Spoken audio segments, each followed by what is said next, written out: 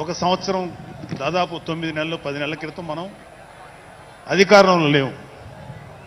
అప్పుడు మనకి ఎలాంటి విషయాన్నైనా ఏ విషయాన్నైనా తీవ్రంగా మాట్లాడగలిగేటువంటి శక్తి ఉంది. కానీ ఇప్పుడు అధికారం వచ్చిన తర్వాత మనం ఒళ్ళు దగ్గర పెట్టుకొని చాలా కేర్ఫుల్గా ఉండాలి.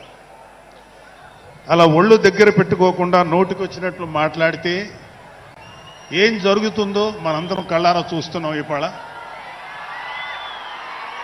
అహంకారం తలకెక్కి నోటికొచ్చినట్లు మాట్లాడి చిన్న పెద్ద తేడా లేకుండా బిహేవ్ చేసినటువంటి మాట్లాడినటువంటి కొంతమంది ప్రతిపక్ష అని చెప్పలేములేండి, ప్రతిపక్షం లేదు కదా, నాయకులకి